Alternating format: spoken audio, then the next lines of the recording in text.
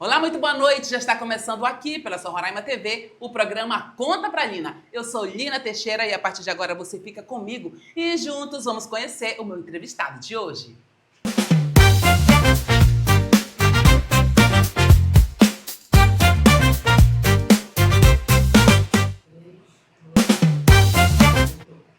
E olha só, para você que ainda não conhece a nossa programação, acessa agora o endereço que está passando agora no seu rodapé aí da tua tela, né? E você vai estar por dentro de toda a nossa programação pelo YouTube, pelo Instagram e também pelo Facebook. E o meu entrevistado de hoje é o analista judiciário do TRE Roraima. Muito bom dia, não muito bom dia não, muito boa noite. Seja bem-vindo, Adnan Youssef. Boa noite, é um prazer estar aqui e também é um prazer conhecer, Lina. Que bom que você está aqui para que a gente possa esclarecer as dúvidas em relação à justiça eleitoral, principalmente nesse período de pré-campanha. Isso mesmo, vamos esclarecer as dúvidas da população. Muita gente não sabe o que pode, o que não pode, né? Às vezes você aí vamos dizer assim, chega um político, um pré-candidato e a pessoa não sabe como agir, às vezes quer denunciar, não sabe como, mas vamos tentar tirar as dúvidas de toda essa população aí que vai votar em outubro deste ano. E eu já quero começar perguntando o que é a tal janela partidária. Muito se falou no início do mês, no início do ano, né, que quem é pré-candidato tinha que se filiar até o dia 4 de abril, quem não se filiasse não podia ser candidato. Explica um pouquinho para a gente sobre esse termo aí, janela partidária, que se fechou. Aqui no Brasil, nós vivemos uma democracia e é uma democracia partidária. Nenhum candidato pode concorrer avulsamente, ou seja, sem partido político, em qualquer tipo de eleição. A gente está falando de eleições normais, por cargos eletivos, né? Governador, presidente, deputados, vereador e prefeito. Esse prazo para filiação vai até dia 4 de abril, mas isso também não impede que os candidatos possam também fazer a troca de partido. Então, por conveniência política, por questões afeitas ao próprio processo eleitoral, às vezes o candidato está afiliado no partido A, mas, por algum motivo, ele quer ir para o partido B. O prazo disso é até 6 meses antes da eleição, que foi exatamente no dia 4 de abril que passou agora. Se encerrou. Se encerrou já. Então, quem queria trocar, quem trocou, quem não trocou, então já era. Não já pode era. mais agora. Para essa eleição, não. Então quem quer concorrer a um cargo de deputado estadual, federal, senador e presidente da República já tem que estar filiado a algum partido. E a partir de agora, qual é o próximo passo? Bom, agora nós temos, depois que todos já estão filiados, definidos e acomodados seus partidos, futuramente a gente vai ter a convenção partidária, que é lá para julho, dia 20 de julho, dia 5 de agosto, para definir efetivamente quem serão os candidatos desse partido político. Vai passar por uma convenção, os filiados, que são os convencionais, irão escolher aqueles candidatos que potencialmente poderão vencer. Lembrando que depois disso ainda a gente tem o registro de candidatura, vai ser lá pelo dia 11 e 12 de agosto, tá bom? Então o registro só é depois da convenção. Depois da convenção. Inclusive, para fazer o registro, é necessário ter aquela ata da convenção confirmada pela Justiça Eleitoral, porque aí estará o nome dos candidatos. Mas vem cá, se eu sou candidata a deputada federal, vamos dizer assim, um exemplo, eu posso no último momento mudar? Não, eu não quero mais ser federal, eu quero ser candidata a senadora. Eu posso trocar? Olha, isso vai depender da convenção. A convenção, ela é contra tudo e contra todos. Então, o que a convenção decidir, que é a reunião de todos os partidários... Mas após a convenção? Não, após a convenção... Pode. Tudo tem que ser decidido antes da convenção? Tudo na convenção. Mas aí a gente tem as convenção. Situações, claro, um candidato morre, uma situação específica é diferente, né? E também, às vezes, pode ser que o candidato ele tenha o registro negado, também pode acontecer situações atípicas, mas a regra é que tudo acontece na convenção. E a própria convenção, nessas situações atípicas, pode delegar para a direção partidária resolver as situações pontuais. Entendi. E se eu sou pré-candidata hoje, o que eu posso fazer como pré-candidato, o que eu não posso fazer até a convenção? Ou tudo está liberado até lá? Olha, nós vivemos num período democrático, no qual é importante discutir ideias, é importante as pessoas apresentarem quem elas são.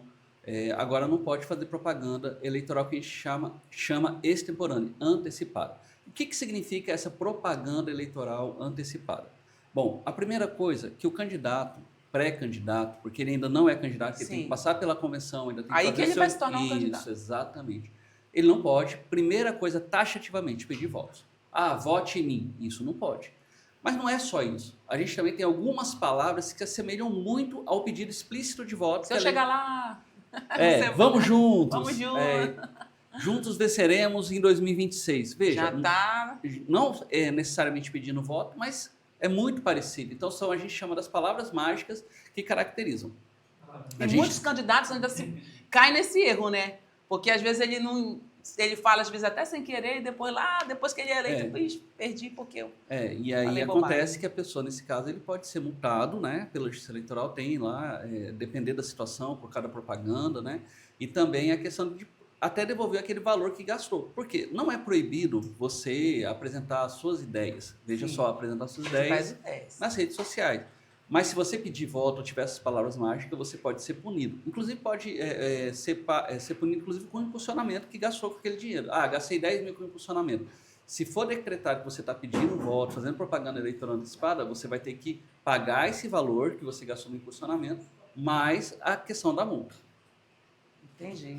E acontece muito isso? Nas últimas eleições, tu tem como falar pra gente se Olha, aconteceu nós tivemos, muitos casos assim?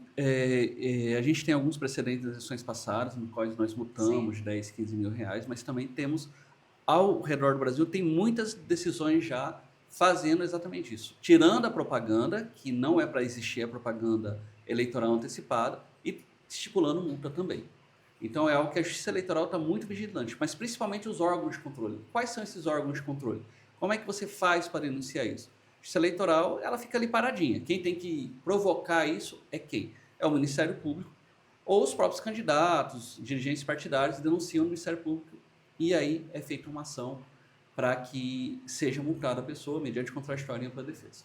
Então, o eleitor que estiver percebendo que isso está acontecendo, uma tentativa como é que a gente fala? O candidato está tentando se vender antes do tempo. Se vender não, que ele pode apresentar as propostas. Pode apresentar. Ele estiver tentando, como você falou, induzir ao eleitor que ele já é um candidato. Ele não é um pré-candidato. Como é que o eleitor ele pode denunciar, ele pode perceber que está acontecendo isso? Qual o alerta que vocês deixam assim para o eleitor? Se o eleitor, de repente, perceber que esse pré-candidato está pedindo voto, está falando essas palavras mágicas, ele deve, primeiro, tentar contar com partidos políticos, que também são titulares da ação, Ministério Público, e denunciar lá no Ministério Público Eleitoral, e aí é feita a ação. Veja, e também pode mandar para alguma ouvidoria, por exemplo, eleitoral, e essa ouvidoria eleitoral vai mandar para o Ministério Público. Veja, o tribunal ele só vai poder agir se alguém efetivamente entrar com uma ação. Sem isso, não tem como. E como o eleitor faz isso? Utilizando ou o próprio partido que tem legitimidade para isso, ou o Ministério Público. E como é que o eleitor pode fazer isso? Ele tem que tirar uma foto, ele tem que ter um áudio, ele tem que ter um vídeo, ou basta ele chegar lá, fazer manualmente, escrever e dizer, olha, aconteceu isso lá na rua tal, no bairro tal, o pré-candidato tal estava fazendo isso. De que forma ele pode fazer essa denúncia? Lina, a gente é muito responsável na Justiça Eleitoral, né? Então é necessário ter provas, né? Sim. Se você tiver um mínimo de provas necessárias, você deve juntar essas provas. Ah, eu filmei o candidato pedindo votos ou trocando, já fazendo brindes que não pode também por votos. Ah, eu tenho lá um áudio, eu tenho uma mensagem no WhatsApp, eu tenho um print da tela no qual, olha, votem em mim. Aí sim, também é importante que nada é de forma leviana. Tudo tem um processo judicial, tem que haver a comprovação, pelo menos inicial. Como é que o TRE está avaliando as eleições deste ano? A gente percebe que os grupos ainda não se fecharam praticamente, né? Tem alguns partidos que já levaram a maioria de deputados para um lado, aí se espalhou bastante, ficou poucos em outros. Como é que o TRE está avaliando essa eleição? Vai ser um pouco complicada? Vai ser diferente das demais? Eu acho que cada eleição é uma eleição. Sim. A Justiça Eleitoral ela não entra na questão política. O que é feito entre a política é democracia, isso não compete à Justiça Eleitoral. Sim. O que compete à Justiça Eleitoral é fazer as eleições, que é o que a gente faz todo ano, né? E isso a gente vai vir planejando desde o fim da última eleição, logística, preparação do material informativo, a outra questão é o julgamento. O que aparecer para a gente vai julgar, tem as consultas, e também tem a prestação de contas. Então, esse é o papel da Justiça Eleitoral. O que os candidatos fazem dentro da normalidade, dentro da tranquilidade, isso não compete à Justiça Eleitoral intervir. Quanto menos a Justiça Eleitoral intervir, melhor para os candidatos debaterem, porque, afinal de contas, é nesse debate que o eleitor vai poder escolher exatamente qual é o seu melhor candidato. A Justiça Eleitoral está preparada e cada eleição é de uma forma. E aí nós estamos aqui para fazer o melhor para o eleitor. E vamos falar agora um pouquinho, se você me permitir, sobre compras de votos aqui no estado de Roraima. A gente percebe, a gente vê através da imprensa também, né, que muitos candidatos foram punidos, estão aí respondendo, estão esperando uma resposta sobre compras de voto na última eleição, né? Como é que o eleitor tem que estar atento a isso? Porque ele também pode responder, não só o candidato, né? Isso, nós temos a questão, o fenômeno da compra de votos, ele é de duas partes. Sim. Quem compra e quem vende. Quem compra como é? Quem compra, quem vende, eu estou vendendo, né? Eu sou a eleitora. Isso aí se chama corrupção eleitoral, tá no artigo. A gente pode tipificar isso penalmente, a pessoa responder uma ação penal, a depender das circunstâncias, e também ação civil. Civil eleitoral que pode ocasionar, inclusive, a perda do mandato.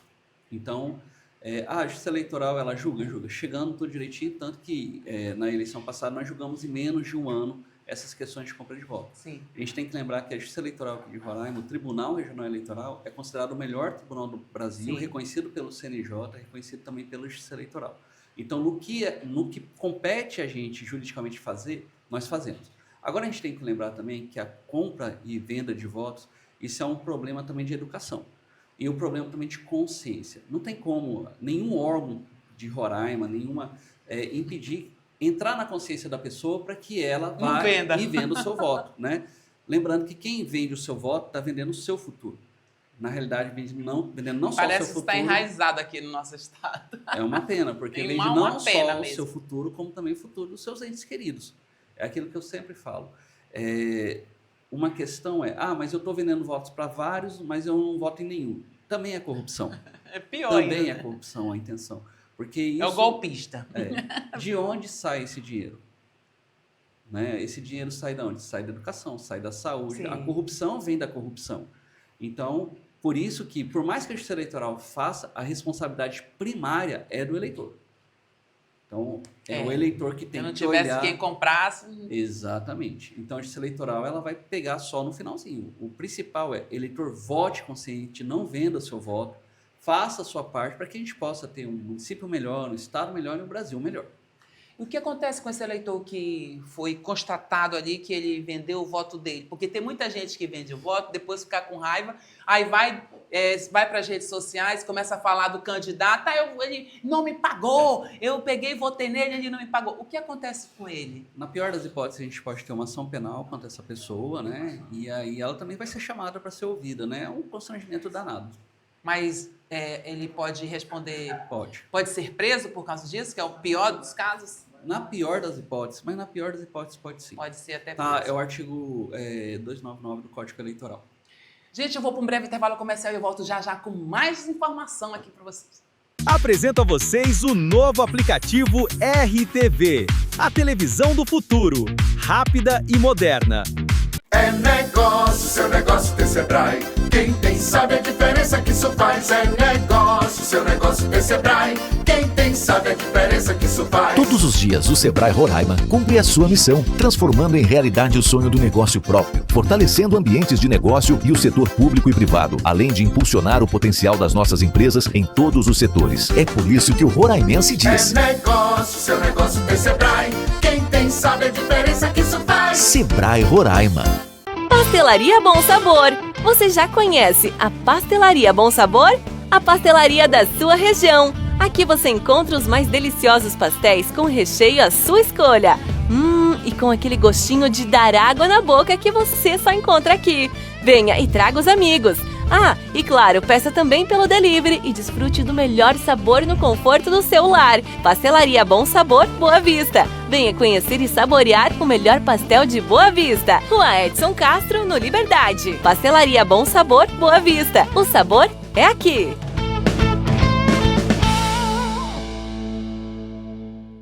Nós vamos falar da InfoRR, que é a referência em fibra óptica e que tem cobertura em todos os municípios do estado de Roraima. É uma boa pedida para você que quer navegar com tranquilidade e segurança na internet. Pastelaria Bom Sabor. Você já conhece a Pastelaria Bom Sabor? A pastelaria da sua região. Aqui você encontra os mais deliciosos pastéis com recheio à sua escolha. E com aquele gostinho de dar água na boca que você só encontra aqui. Venha e traga os amigos.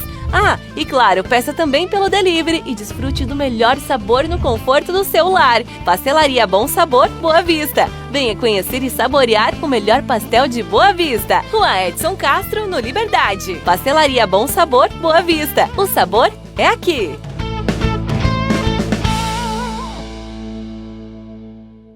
Em Roraima, a gente sabe quem faz a tecnologia acontecer de verdade. E há 20 anos, a InfoRR conecta a nossa gente com o que há de mais moderno em fibra ótica. Estabilidade para o home office e ultra velocidade para o lazer de toda a família. Da capital ao interior, é sinal forte onde você estiver. Planos que cabem no seu bolso e suporte técnico que fala a sua língua. Um atendimento personalizado, pensado em você. Vai um cafezinho aí? E o endereço é muito fácil. Rua Manganês, esquina com Águas Marinhas, número 25, aqui no bairro Jockey Club. InfoRR, soluções em tecnologia, a conexão que une o nosso estado. Olá a todos e bem-vindos ao futuro da televisão com a RTV. Temos o prazer de anunciar que o RTV está agora disponível.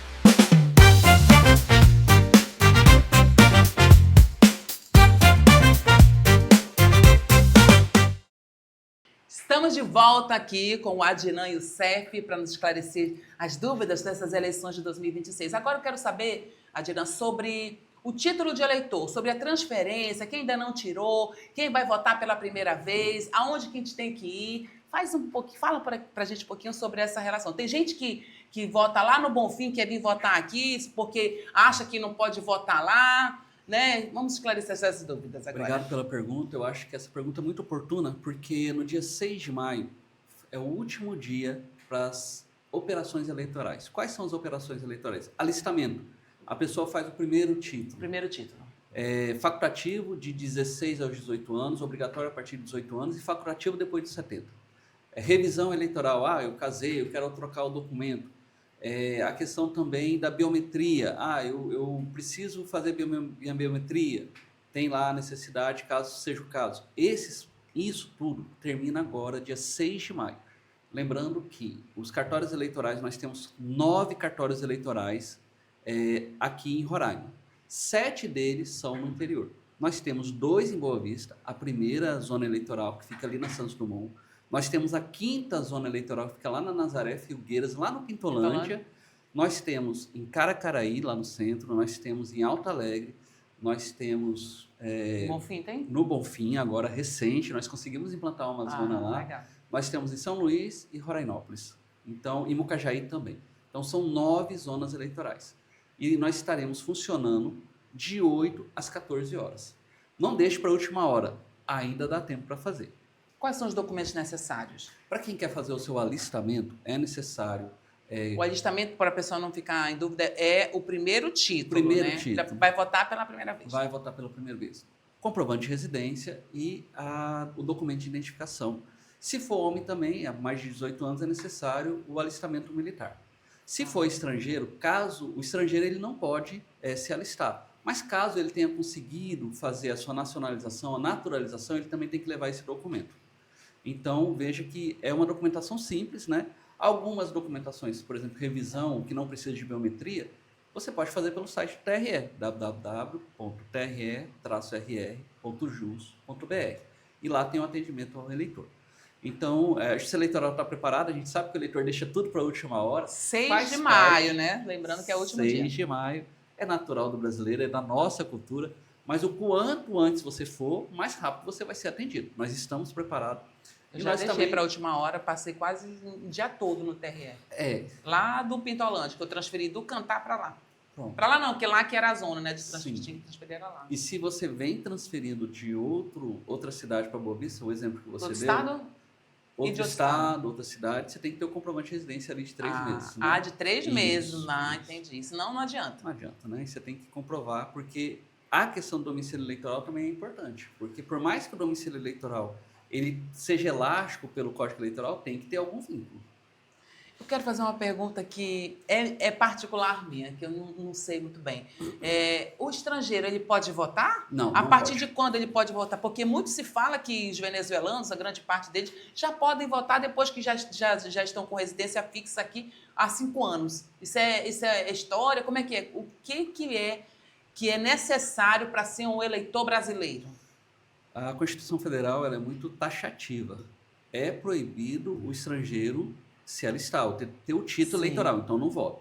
Contudo, nós temos a Lei de Imigração que estabelece alguns requisitos para que um estrangeiro, um migrante, ele possa se transformar no brasileiro naturalizado. Sim. Lá nós temos 5 tipos de naturalização.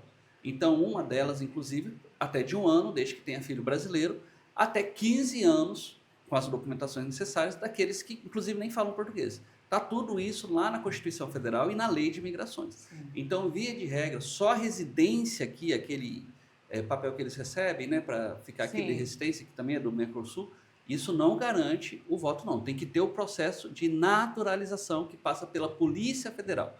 Depois que ele passa por esse processo de naturalização pela Polícia Federal, pelo Ministério da Justiça, aí sim ele vai com um documento no qual ele comprova que é brasileiro naturalizado, vai lá no cartório eleitoral e aí sim ele vai e emite o título eleitoral dele. Ele tem até 1 ano depois do ato de naturalização dele.